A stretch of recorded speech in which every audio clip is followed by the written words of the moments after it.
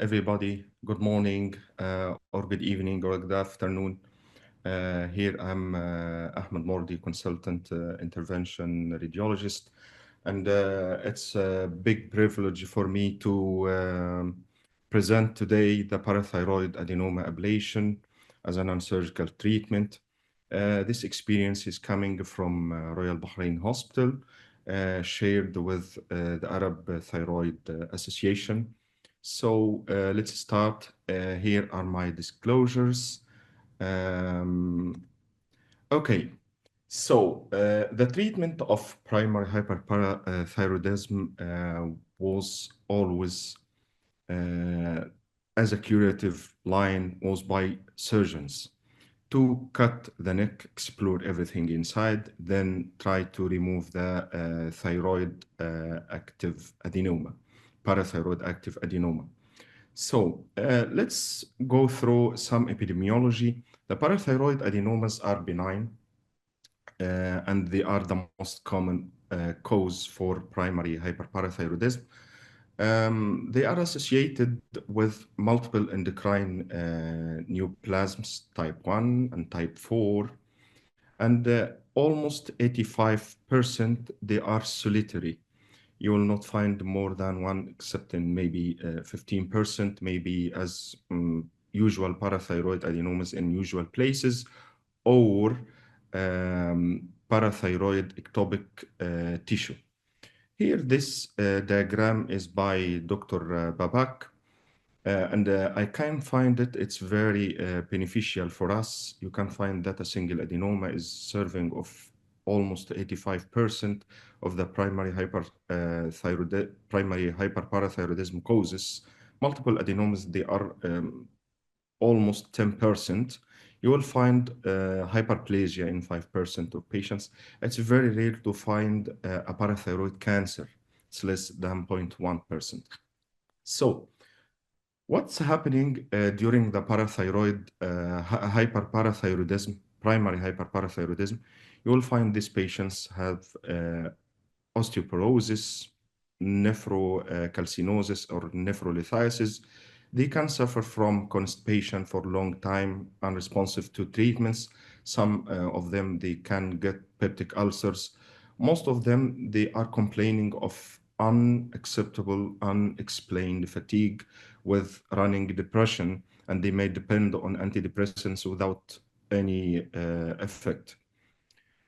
I can find this picture. It's very important for us to localize the parathyroid. We have to know that most of the parathyroid adenomas, they can find as a retrosternal retrosternal location, and this is unusual.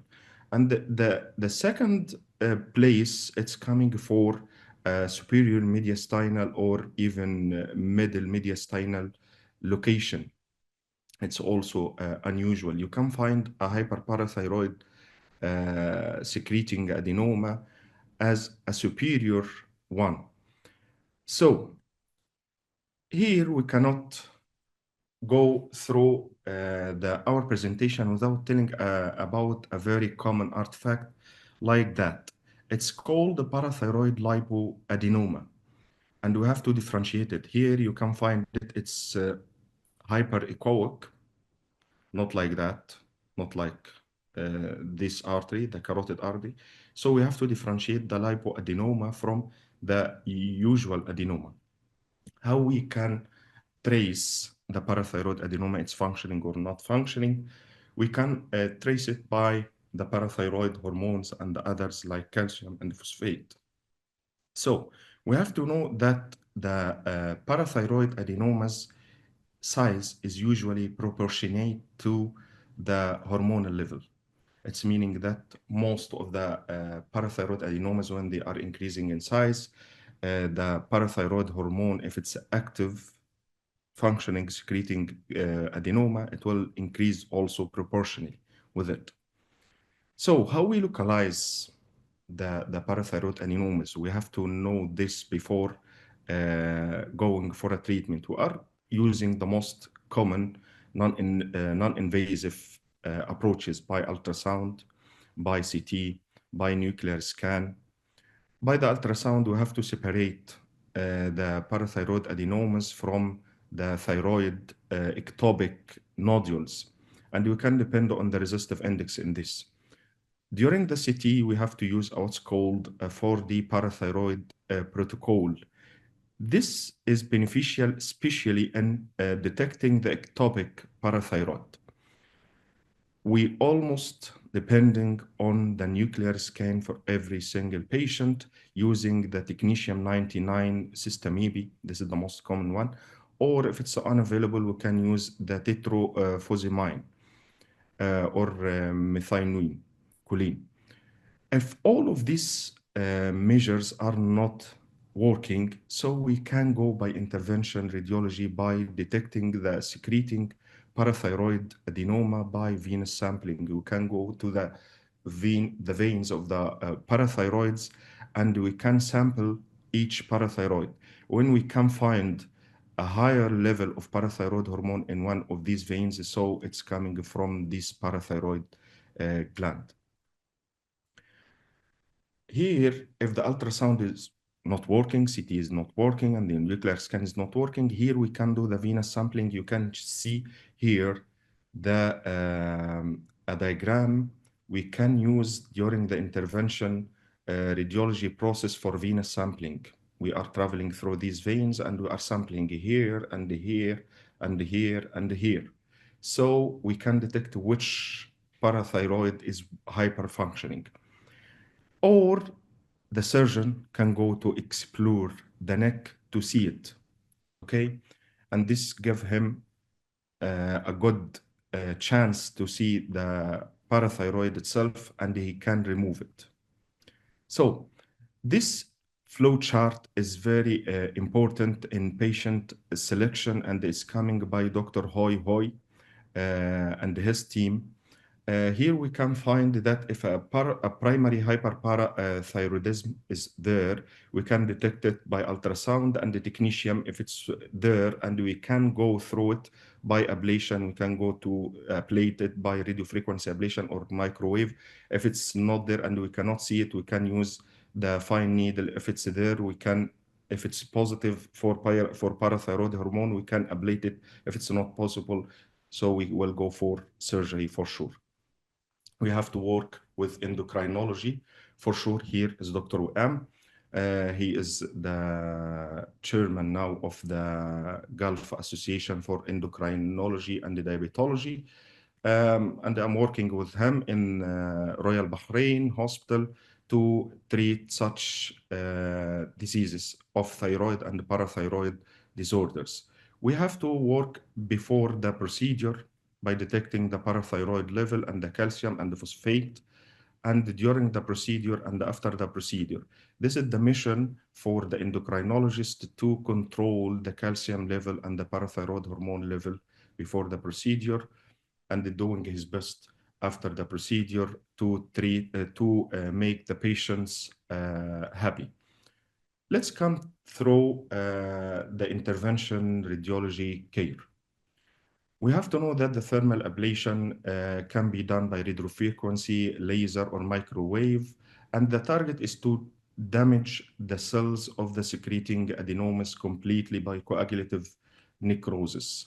We can do this by radiofrequency ablation between 60 and 100 degrees for some time, then it will be killed, then the immune system by the phagocytes will come to engulf this and finish the mission. Here are two machines. This one is radiofrequency ablation from the RF Medical. Here, the microwave ablation machine from the Eco company. This picture is still working for the thyroid and the parathyroid. It's about anatomy, and we have to know the dangerous zones during the ablation, like this triangle between the trachea and the thyroid, and here between the trachea and the thyroid, also above the esophagus, where the nerves are running, and here also of this area. And we have to take care of the vessels like the artery and the vein. Here also, I can consider the posterior aspect of the thyroid gland is complete dangerous zone. So we have to consider this during ablation by injecting enough um, hydrodissection. There is two big schools in the ablation world of the thyroid and the parathyroid, the Italians and the Koreans, and most of the studies are coming from both. Here we can see a nodule here, hypoechoic, but there is a separating sheet here. So this is thyroid and this is a parathyroid gland and it's adenoma. When we ablate, we can ablate this if the patient cannot sleep or and the hyperfunctioning nodule, or the patient has a possibility to go for a bone hungry syndrome, so hungry bone syndrome, so we can give the job to the endocrinologist before and after the ablation or the surgery, as usual, to treat such thing. Here we can hydrodissect depending on the anatomy and the dangerous zones. Here we have to know the sites and the locations of the different nerves like the vagus and the recurrent laryngeal and the sympathetic chain. And we have to masterize this during ultrasound and immediately before the procedure because of this patient, one of my patients, he had a Horner syndrome after ablation of parathyroid adenoma, because it was my very first cases and I am not doing that huge and meticulous hydrodissection. So this has happened, and within 6 months the Horner syndrome went away and the complete cure happened. We have to check the vocal cords before the procedure and during the procedure and immediately after the procedure. And we have to know that the damage to the recurrent laryngeal nerve is reversible and the normal voice can be come back within 5 to 10 minutes after injection of hydrocortisone and saline. Here is a video of doing ultrasound of a vocal cords. We ask the patient to talk.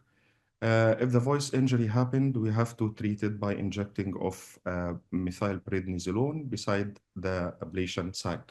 And we can use many types of hydrodissection fluids by dextrose or by some protein-containing colloids. And we have to do a good hydrodissection around the posterior aspect of the gland, and we can to ablate it safely. Here we can use normal saline, colloid, or dextrose.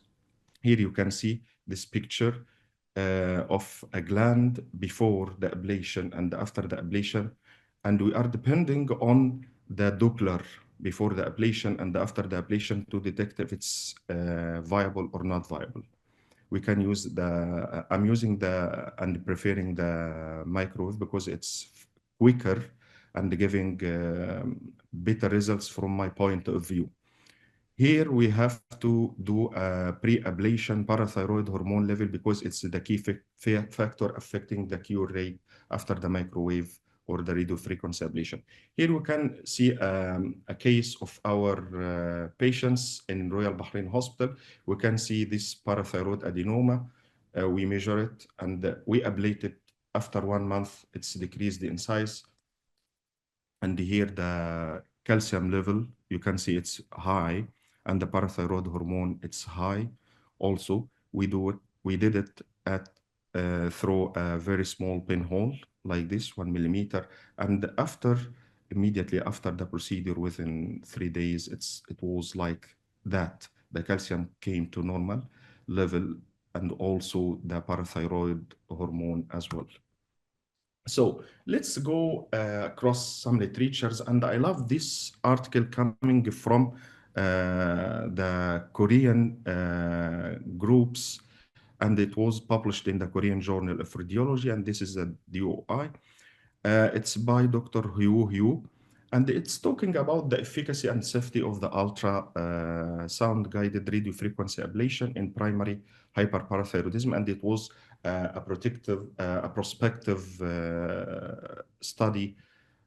So this table is telling about what happened for the parathyroid hormone and calcium and phosphate levels and the volume of the ablated parathyroid nodule before the ablation and during the follow-up. And they found that it was very successful, and they defined the technical success as a complete ablation of the adenoma, and they were using contrast enhanced ultrasound. From my point of view, if it's not available and because it's very expensive, we can use the Doppler and the power Doppler. They were depending on the biochemical cure factor, which was defined as a normalized parathyroid hormone for 6 months after the ablation. They define the clinical cure as no symptoms related to calcium higher level or hypercalcemia for 6 months. And they define the recurrence by the symptoms coming back during 6 months and the persistent primary hyperparathyroidism as a failed treatment, um, that nothing happened immediately after the procedure or within 6 months after the procedure. The calcium didn't normalize and the parathyroid hormone didn't normalize. And they concluded that the ablation, maybe by radiofrequency at this time, we are running everything now by the microwave also. They found that it was very effective and safe in comparison to surgery. If the patient is not fit for surgery or electively chooses the ablation away from the surgery. Okay, there is more. Yeah, still there is more. Here, we can find that the era of the parathyroid artery embolization started for those patients who have ectopic adenomas, especially in the mediastinum, cannot be removed for some reason, like they are not fit for surgery, they are not accessible for ablation. So we can go through by transcatheter approach, transarterial approach, and you can uh, artificialize the ischemia for this parathyroid ectopic tissue, and you can kill it, and it's working. Here we can find pictures of adenoma in the upper mediastinum immediately abutting below the arch of the aorta. And here it's embolization of another nodule for another patient by coils and polyvinyl particles. Also, we can use the sclerotherapy in the cystic parathyroid adenomas like this one, and we can treat it, and it's working also. Also, we are doing at our institute thyroid nodule ablations like this for the hyperthyroidism. And we also doing thyroid artery embolization for huge thyroids for those patients who are not for surgery or refusing it. And here you can find this beautiful lady. She is a jewelry model, and she was treated by thyroid embolization, thyroid nodule embolization. And here, after 3 months, you can find that her neck completely normalized, and now she can expose her neck for some necklaces. Okay, everything is running without a scalpel in our world of intervention radiology. And I know we are competitors to our colleagues of surgeons. Here, I cannot tell more. We are not using scalpels. I'm sorry, our colleagues, our surgeons, you are the best. This picture, we can see it. This is after surgery, and this is after ablation. You can see this point, and it's for uh, ablation. So the parathyroid ablation, it's here, and it's a new era, and we can avoid this by doing ablation to correct the parathyroid and the calcium level to like this one. So thank you everybody for listening. And if you need to know more, please contact me. I forget to put my email. It's ahmedmordi85@gmail.com. Thank you and have a nice time.